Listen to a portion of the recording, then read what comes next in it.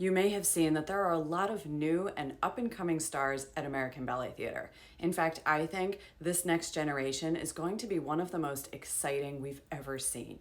But more on that in a second. First, I want to tell you something interesting about an old star. Did you know that Baryshnikov, while he was still in the Soviet Union, because of his height, was actually not given the tip-top leading roles? While he was recognized as being a great talent from a very early age, he wasn't typically cast in the classical repertoire's top roles.